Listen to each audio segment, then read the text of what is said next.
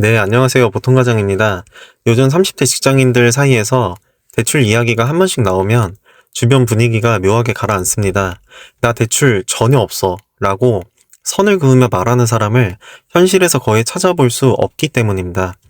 이제는 빚이 있는 사람이 손을 드는 게 아니라 빚이 아예 없는 사람을 찾는 게 더 어색한 시대가 됐습니다.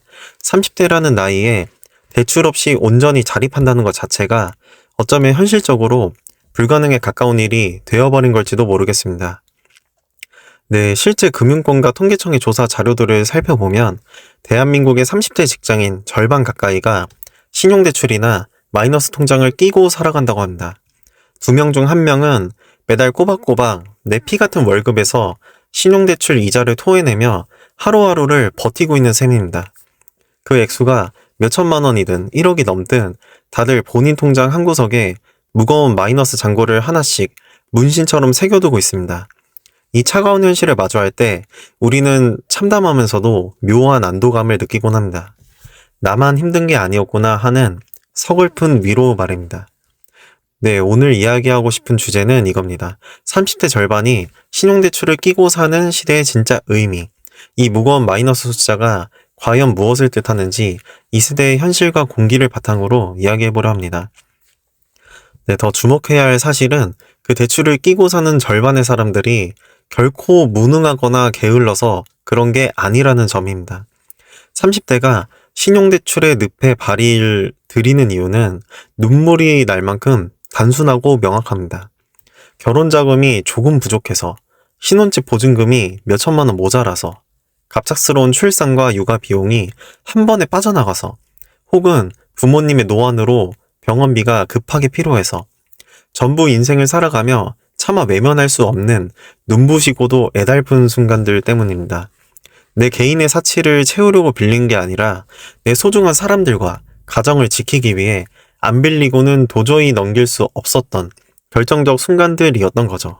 대부분의 평범한 직장인들이 결혼 준비를 시작할 때 딱 그렇습니다.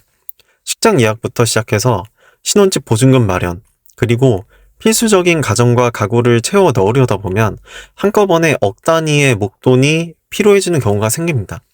그동안 청춘을 바쳐서 성실하게 모아둔 적금 통장만으로는 도저히 감당이 안 되는 현실의 벽에 부딪히는 순간입니다. 결국 시중은행 앱을 켜고 신용대출이나 마이너스 통장의 문을 두드리게 됩니다. 급한 불부터 끄기 위해 수천만 원의 한도를 열어두지만 정신을 차려보면 단 몇 달 만에 잔고는 깊은 마이너스로 내려앉아 있습니다. 그리고 슬픈 예감은 틀리지 않습니다. 그 마이너스 숫자는 쉽게 갚이지 않고 마치 그림자처럼 오랜 세월 삶의 곁에 딱 붙어 다니기 시작합니다. 신용대출이 정말 무서운 이유는 한 번 발을 들이면 평생 그 굴레 안에서 옴짝달싹 못할 것 같은 조급함이 찾아오기 때문입니다. 처음 빌릴 때는 누구나 호기롭게 생각합니다. 대기업이나 번듯한 직장에 다니고 있으니 연말 인센티브나 성과급이 나오면 한 번에 털어버리자. 명절 상여금을 받으면 조금씩 줄여나가자. 하지만 현실은 결코 만만치 않습니다. 연말 성과급이 나오면 기다렸다는 듯 고전하는 경기 속에서 전세대출 금리가 치솟아 이자 메우기에 급급해지고, 명절 상여금을 받으면 치솟는 외식 물가, 그리고 양가 부모님 명절 용돈을 챙기느라 흔적도 없이 사라집니다. 결국 내 신용대출 잔고는 단 1만 원도 줄어들지 않은 채 늘 제자리를 지키고 서 있을 뿐입니다. 평균 자산 조사 자료를 보면 30대가 이 신용대출을 완전히 청산하는데 평균 7년이라는 긴 세월이 걸린다고 합니다. 7년이라뇨. 30대 초반에 사회적 독립을 위해 빌린 빚을 다 갚고 나면 가장 찬란한 청춘의 시절은 다 지나가고 어느덧 30대 후반이나 40대 문턱에 서 있게 된다는 뜻입니다. 30대라는 인생의 황금기 전체가 사실상 신용대출이라는 보이지 않는 쇠사슬에 묶여서 흘러가는 셈입니다. 그런데 진짜 잔인한 것은 그 7년이라는 세월 동안 빚이 줄어들기는커녕 오히려 불어나는 가정이 더 많다는 사실입니다. 처음에 수천만 원으로 시작했던 빚이 수년 뒤 눈을 떠보면 오히려 더 늘어나 있습니다. 아이가 자라면서 사교육비와 보육비로 돈 쓸 일이 눈덩이처럼 불어나 다시 대출을 전전하고, 노후화된 자산을 교체하거나 부모님의 가슴 아픈 일에 보태느라 또다시 당겨 쓰게 됩니다. 그래서 30대 후반 가장들의 평균 부채 규모가 어느덧 1억 원에 육박한다는 서글픈 지표들이 쏟아져 나오는 것입니다. 이 대출을 갚는 게 이토록 지독하게 어려운 진짜 이유는 절대로 개인의 태만이나 잘못 탓이 아닙니다. 인생의 시간표를 보면 30대라는 구간에 삶의 거대한 지출들이 단 한꺼번에 몰려있기 때문입니다. 결혼, 신혼집 마련, 출산, 자녀 보육, 부모님의 환갑과 노후 시작까지 이 모든 거대한 파도가 30대라는 짧은 10년 동안 쉴 새 없이 몰아칩니다. 매달 받는 평범한 월급과 저축만으로는 도저히 거친 파도를 건널 수가 없는 구조인 겁니다. 그러니 대출 없이 30대를 온전히 통과한 사람이 손에 꼽을 수밖에요. 여기에 마음의 병까지 함께 찾아옵니다. 빚을 안고 살아가다 보면 영혼이 자꾸만 조급해집니다. 하루라도 빨리 이 마이너스 굴레에서 벗어나고 싶어 매일 통장을 열어보지만 피 같은 돈은 금리 인상 여파로 이자로만 수십만 원씩 빠져나가고 정작 원금은 눈물만큼도 안 줄어든 게 보입니다. 그러면 가슴이 무거워지고 깊은 무력감에 가라앉죠. 그 스트레스를 이기지 못해 찾아오는 보상 심리로 인해 소비가 늘어나면 카드값이 다시 불어나고 빚의 사슬은 더 단단해집니다. 대출을 가진 30대들이 매달 겪는 보이지 않는 잔인한 패턴입니다.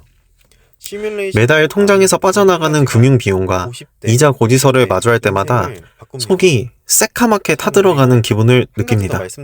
한 달에 숨만 쉬어도 사라지는 수십만 원의 이자가 얼마나 사무치게 아깝게 다가옵니까? 이 돈만 안 나가도 매달 내 소중한 미래를 위해 혹은 아기 앞으로 저축 하나를 더 부어줄 수 있을 텐데 말입니다. 1년이면 수백만 원, 대출을 안고 살아야 하는 그 평균 7년의 세월이면 무려 수천만 원의 기회 비용입니다. 내 젊음을 바쳐 번 돈이 아무런 흔적도 없이 이자로 녹아내릴 때의 그 허탈함. 신용대출은 어쩌면 돈뿐만 아니라 우리 세대의 미래와 가능성을 통째로 저당잡고 있는지도 모릅니다. 그럼에도 불구하고 이 모든 게 결코 당신의 잘못이 아니라는 점을 말씀을 꼭 드리고 싶습니다. 현재 대한민국 30대의 평균 가계부채는 소득 대비 비율로 따졌을 때 이미 임계점을 넘은 지 오래라고 전문가들은 말합니다. 이 어마어마한 부채는 우리 세대가 흥청망청 놀아나서 생긴 영광의 상처가 아닙니다.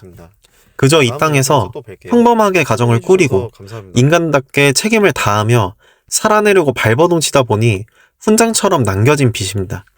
지금 대한민국에서 30대로 살아낸다는 것 자체가 원래 그렇게 숨이 막힐 만큼 비싼 대가를 치러야 하는 일이니까요. 우리는 모두 다들 그렇게 비슷한 마음으로 무거운 출근길에 오릅니다. 매달 월급날이 되어 숫자가 찍히자마자 대출이자가 썰물처럼 빠져나가고 공과금과 생활비가 지나가고 나면 다시 공허한 영원으로 돌아오는 통장 잔고를 멍하니 바라봅니다. 허탈하지만 그래도 내일 또 버텨내야 하기에 옷 매무새를 가다듬고 또 하루를 묵묵히 버텨냅니다. 당신만 그렇게 서글프게 사는 게 아닙니다. 지하철 안에서 마주치는 수많은 동료와 직장인들 모두가 다 똑같습니다. 시대의 흐름을 보면 물가는 미친 듯이 치솟는데 내 월급 봉투는 늘 제자리 걸음입니다. 인생에 큰일이 터질 때마다 금융기관의 문을 두드릴 수밖에 없는 구조적인 문제입니다. 이것은 우리 세대만의 무능이 아니라 시대가 만들어낸 거대한 폭풍일 뿐입니다. 그러니 마이너스 숫자가 찍힌 잔고를 보며 스스로를 나고자라 부르며 자책하지 마세요. 당신은 이 척박한 흐름 속에서 가장 치열하게 책임을 다하고 있는 위대한 가장이자 직장인입니다. 생각을 조금만 바꿔보면 좋겠습니다. 내 통장에 찍힌 신용대출 마이너스 잔고는 내가 무능하다는 낙인이 결코 아닙니다. 오히려 내가 내 삶을 회피하지 않았다는 가장 확실한 증거입니다. 내가 한 사람을 사랑해서 가정을 책임졌고 내 품에 안긴 자녀를 외면하지 않았으며 내 소중한 가족의 울타리를 지켜내기 위해 도망치지 않고 세상에 맞서 싸웠다는 가장 숭고한 책임감의 신호입니다. 그러니 마이너스 숫자가 찍혔다고 해서 기죽지 마세요. 빚이 없다는 게 꼭 인생을 잘 살고 있다는 정답은 아닙니다. 통장을 보며 또다시 깊은 한숨을 삼키셨나요?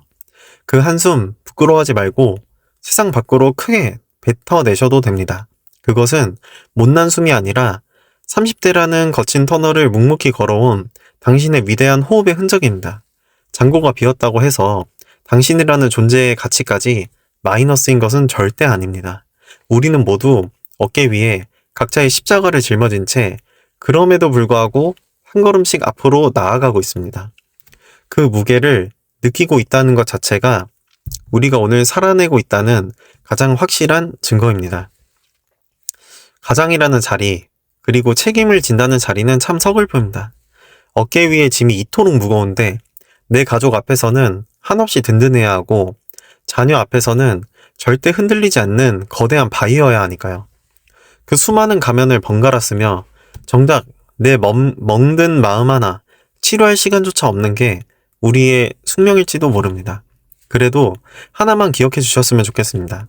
외로운 출근길, 지하철 안에서 어깨를 부딪히는 저 수많은 직장인 동료들도 모두 당신과 똑같은 무게의 짐을 가슴에 품은 채 똑같은 서글픔으로 하루를 시작한다는 사실을요.